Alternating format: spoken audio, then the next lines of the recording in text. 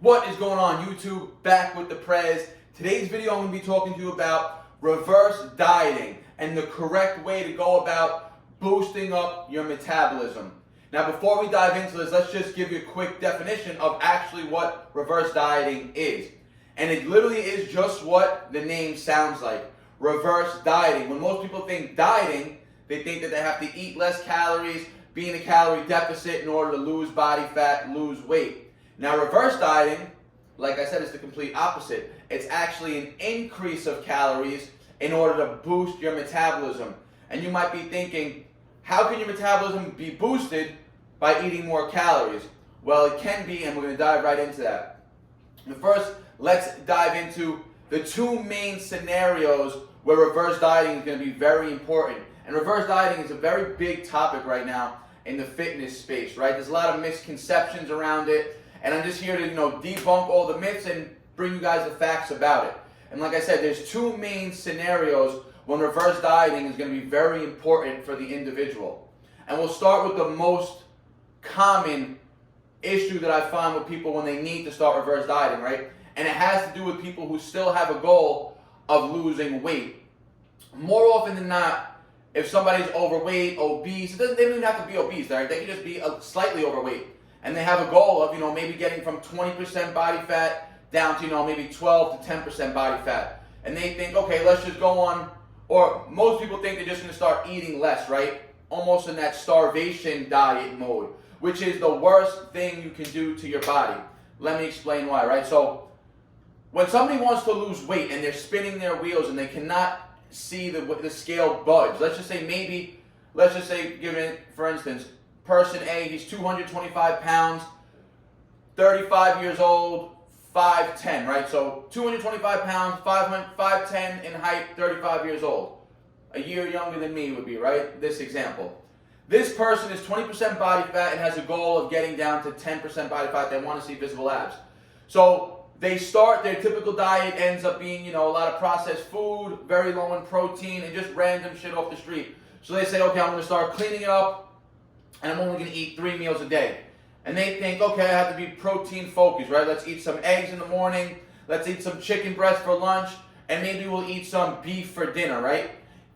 More often than not, this person and majority of people that try to diet, they're going to dramatically undereat, right? Because one, they're not tracking their calories, which is super important to know where exactly you are. And get yourself a food scale, guys. It's going to make tracking in your life so much easier when you're trying to be meticulous about things and you're really trying to hit your goals.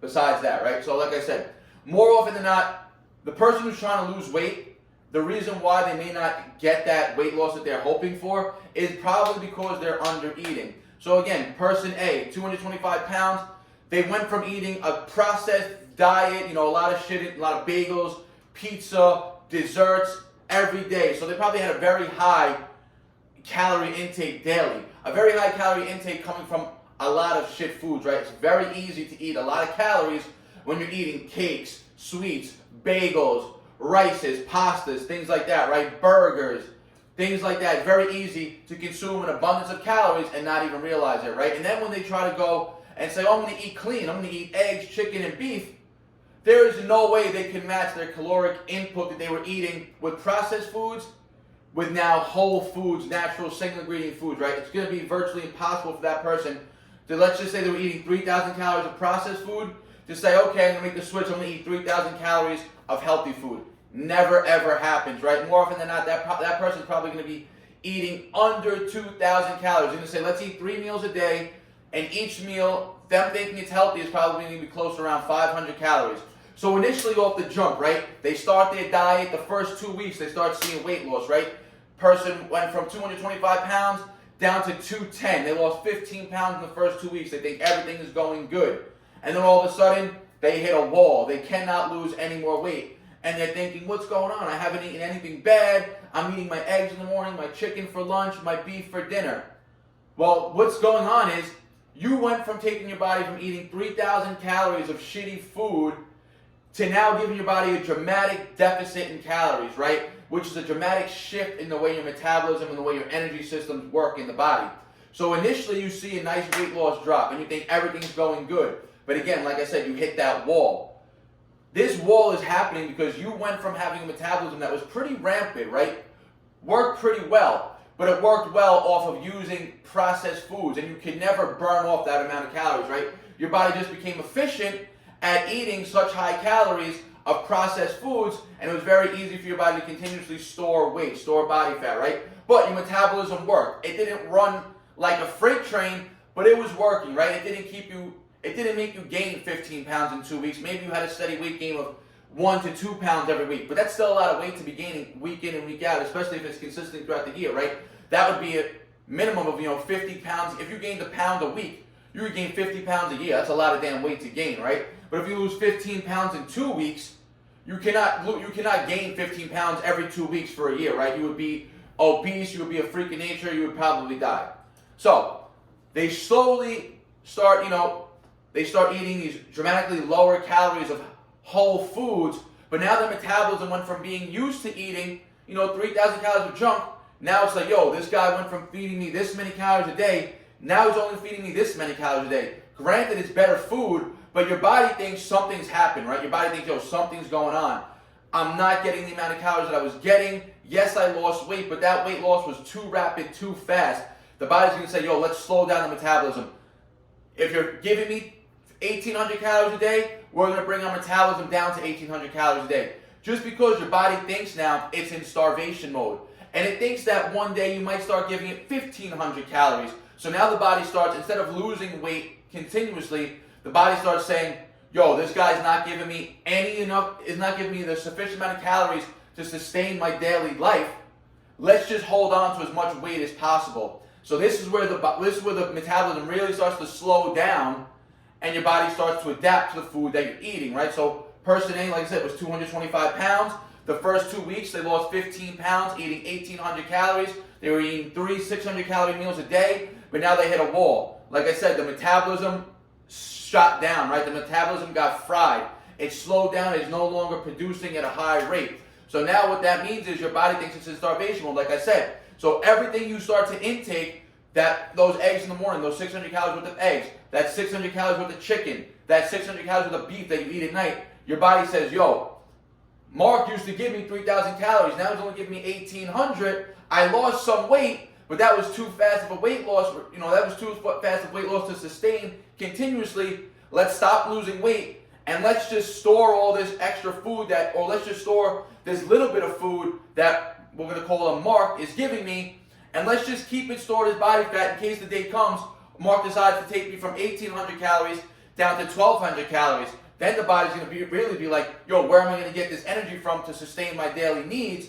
Your body's going to have the stored fat on it, right? So it's going to say, let's just store all these calories that we're getting, even though it's a low-calorie diet. It's only 1,800 calories. Your body said, yo, let's just store it. We're not going to burn any more fat off in case the day comes when Mark only gives me 1,200 calories, and I need that extra body fat to sustain my daily living, right? So this is scenario one. This is when a reverse diet is extremely important, right? You shot your metabolism down so low, your metabolism rate started to slow down so much that you're no longer able to lose weight on a low-calorie diet. And like I said, the weight's either going to stay the same, or you may actually start to see the weight creep up again, which is the worst case scenario, because now you're eating very little calories, you think you're doing everything right, you're eating healthy foods, but you're not losing weight, you're actually gaining weight.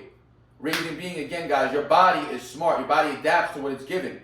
If you start starving your body, like I said, it's going to start storing all that body fat. And now you're going to start storing more body fat, eating less calories.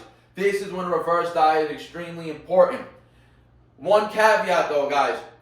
You want to reverse diet correctly by also at the same time starting to increase your actual energy expenditure. Because you don't want to start reverse dieting and then the body think, okay, we went from eating 1,200 calories or we went from eating 1,800 calories to 1,200 calories. Now he's giving me 2,500 calories again. What is going on? Let's just store all this weight again. Let's just store all these calories again as body fat in case person A, Mark, says, I'll give you 2,500 calories today, and then let's go back to 1,200 calories next week, right? That's going to give a yo-yo type of effect to your metabolism, right? Where it's going to slow down, maybe speed back up, slow down. That's called metabolic dysfunction, metabolic damage. That is not a healthy state to be in. So as you start, so a reverse diet, like I said, so Person A, Mark, dropped his calories down to 1,800 calories, 600 calorie meals a day, no longer losing weight. And he goes, damn, I'm working out, I'm doing everything right, but I'm not losing weight. All right, Mark, I want you to work out the same way you're doing it. I want you to resistance train 3 days a week. I want you to do those other 4 days. I just want you to focus on walking, getting a minimum of 10,000 steps a day. And what I want you to do on week 1, I want you to go increase your calories from 1,800 to 2,000. I want you to resistance train those 3 days a week, and I want you to walk 10,000 steps every day, the resistance training days and the 4 days that you're not working out. On those other 4 days, just stay active, do your regular activities, but don't do any extra lifting. Just get the 10,000 steps in. Within 2 weeks, you went from 1,800 calories to 2,000 calories, and you didn't see any weight gain. That's a plus. What's happening now? Our metabolism is slowly starting to rebuild. Okay, so what do we do now? We don't change anything with the training. We don't change anything with the walking. Weeks 3 and 4 now, we say, okay, we're going to train 3 days a week still. We're going to walk 10,000 steps a day. Let's go up to 2,200 calories. So we went from 1,800 to 2,000 between weeks 1 and 2. Then between weeks 3 and weeks 4, we went from 2,200 from 2,000 calories to 2,200. Now by week 4, we're at 2,200 calories. The scale still shows I'm still 210. So now I went from 225 to 210, initially lost 15 pounds, only eating 1,800 calories. But now I'm still 210 on the scale, I'm back up to eating 2,200 calories. That's a good sign. That's a sign that's showing while you're resistance training, that extra calories that you're giving your body, it's not getting stored as body fat now, it's actually being stored as muscle mass. So now we're getting stronger in the gym, our calories are increasing, the weight on the scale is staying the same. So we're still 210, but we're now eating from 1,800 to 2,200 calories. Now we're in weeks 5 and week 6, we're going up to 2,600 calories. Weight on the scale is actually showing 208. We're eating 24 to 2,600 calories, weight's at 208. We lost 2 more pounds, eating 200 to 400 more calories. What is going on? Well, as long as you're starting to continuously train 3 days a week, get those steps in, your resistance training now is becoming more productive. You're getting stronger from session to session. The only byproduct of strength is more muscle. The only byproduct of more muscle on the body is a higher degree of lean body mass. So now that 210 pounds went to 208, eating more calories, reason being, you actually put some muscle on. You decreased your fat mass, you increased your lean body mass. Oh shit guys, now I see what's going on. We're increasing the calories, we're getting stronger in the gym. Those extra calories now that we're eating from 1,800 are now being partitioned to building muscle. Holy cow, everything seems to be working correctly. Okay, let's keep this metabolism boosting on the roll. We're in week 8 right now, we're 2 months down the line, we went from 1,800 calories, now we're up to 2,800 calories. A full 1,000 calorie increase in in caloric needs daily. Scale still shows 208. Holy shit, I'm eating 1,000 more calories than I were when I was 210 pounds. I'm 2 pounds less. I'm stronger in the gym. Everything seems to be going right. Beautiful. But you still never hit your full weight loss potential, right? Because you had the goal to get from 20% down to 10%. That 225 brought you to 210, only brought you from 20% to 15%. But now you're hovering at 15% over these past 2 months, slowly increasing the calories. All right, let's ride this out for 3 months. Let's make the 3-month mark where we're going to end our reverse diet, and we're going to try to get our calories up to 3,000 calories by the 3-month mark, right? Still, only training 3 days a week, walking 10,000 steps a day. The 4 off days, we're just walking, staying active, recovering. Now we went from an increase of calories from 1,800 all up to 3,000. That's 1,200 calories increased over 3 months. Now you say, all right, it's getting close to summertime. We're on a nice 3-month reverse diet. We're at 3,000, 3,200 calories. We're still at this 15% body weight, 15% body fat though, which you're going to be very happy about because you went from, again, eating 1,800 calories at 15% body fat to now eating 3,200 calories with the same body fat. You got more muscle mass on you, so you actually look leaner. Your 15% starts to look leaner. You look harder because you have more muscle mass filling out your weight, right? Now it's time to go on a proper cut. What changes in the training and the diet and the lifestyle? Nothing changes in the training and the lifestyle. Now we could actually go into a proper cut where we don't reverse diet, because reverse diet would be increasing the calories. Now we're going into a cut, slowly start to slowly start to create that calorie deficit, right? So now we're at 3,200 calories, 3 months in. So I'm going to say to this client, Mark, and be like, yo, Mark, drop your calories down to 2,700. That's going to be a 500 calorie decrease from 3,200. Drop your calories 500 calories for the first 3 weeks. Mark's going to go, okay, I'm eating 2,700 calories. It's still a lot more than I was eating 1,800. You're still going to have a lot of strength in the gym. And now you're going to start to see that weight went from 208, now you're down to 200, 202. You lost 8 to 10 pounds the first 2-3 weeks in this cut. Still eating 2,700 calories. Body fat down is now to 12%. What do we do next? Let's take those 2,700 calories. Let's lower them down to 2,300. Let's cut off another 400 calories. We're only still training 3 days a week, getting our steps in the other 4 days and the 3 days that we're working out. And now again, our metabolism is in a good place. It was high, rampant, raging at 3,200 calories. Now we do a slight calorie deficit for a few weeks. So the first 3 weeks, like I said, we went from 3,200 to 2,800 calories. We lost 8 to 10 pounds in the first 3 weeks. We're going to ride this out for another 3, maybe 5 weeks max. We're going to go on a nice 8-week cut here. Weeks 4 to 6, like I said, we're going to be down to 2,400 calories. We're going to get that 12% body fat down to that 10% mark. We're going to ride out that 2,400 calories as much as we can at 10%. And then we might go for the last 6 to 8 weeks, so the last 2 weeks, week 6 to week 8. We'll say, okay, let's just drop it down to 2,000 calories. Let's lean out, let's burn off the rest of this body fat, and let's reveal all this muscle mass. So now we took our metabolism from being in a very bad place, 1,800 calories, still at 20% body fat, or 15% body fat for that matter. Now we went all up to 3,200 calories, kept the weight at 15% body fat, slowly cutted our weight down and we went to a slight deficit. Now we're down to 10% body fat, 2,000 calories, still more calories than you were eating in your lowest starvation period. Way leaner. As you're leaner, your hormone levels are going to be naturally increasing, right? And once you hit that 10% body fat mark, what actually happens now, it's time for another reverse diet with the same hopes. We want to increase the calories without gaining body fat. So once we hit the 10%, we could ride out that 2,000 calories for 2 weeks. Then week 3 and 4, let's go back up to 2,300. Let's keep it 2,300 calories. Let's maybe move the steps from 10,000 to 12,000. So now we're increasing the calories back up, keeping the body fat at 10%, guys. That's a successful and the proper way to do a reverse diet if you're somebody whose goal was to lose body fat and you hit a plateau. Remember, I told you there were 2 scenarios when it's very important to reverse diet.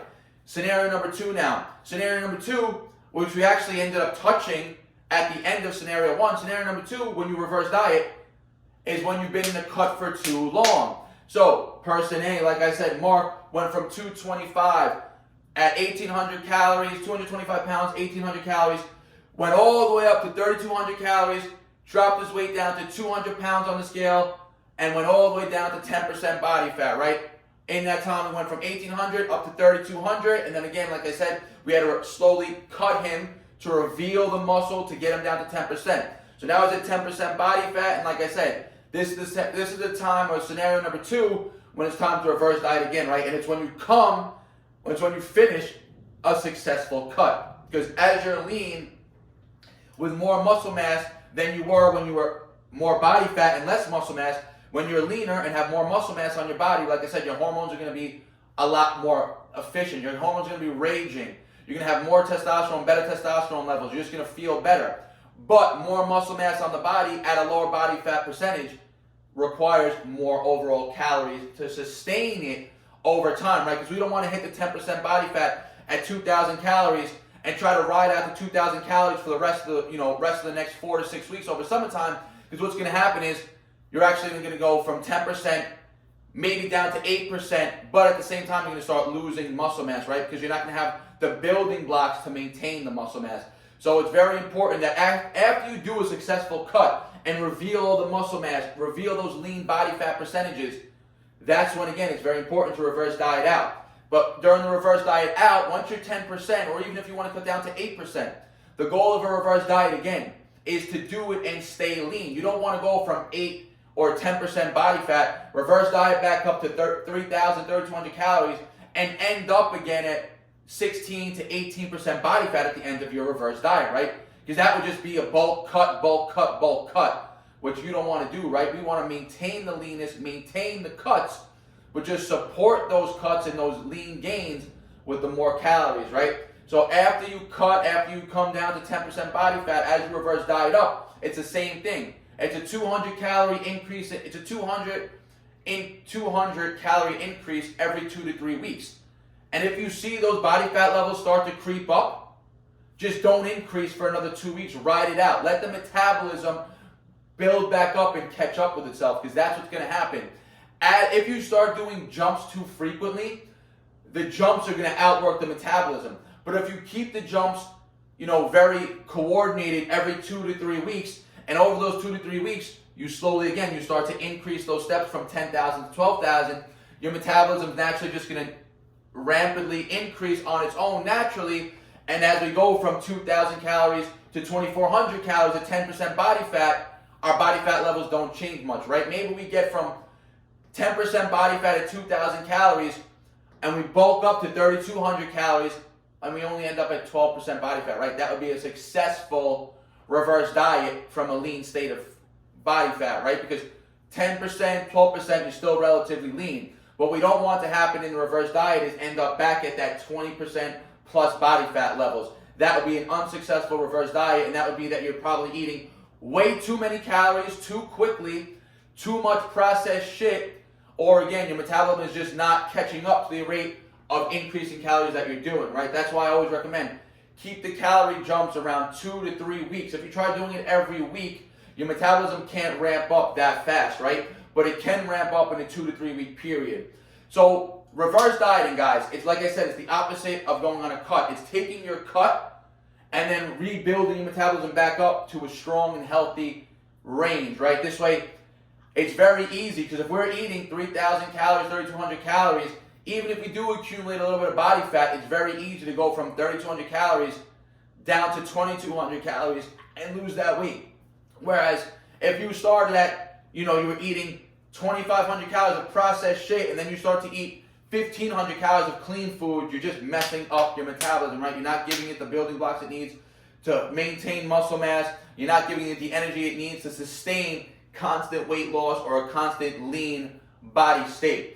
So reverse dieting, guys, you have a question or comment, leave it in the comment section. I'll always get back to you guys. Like the video, it helps the algorithm out. Share with your friends and your family. If you're not subscribed yet, you already know, guys, hit that subscribe button. More videos on the way this week. Let's go.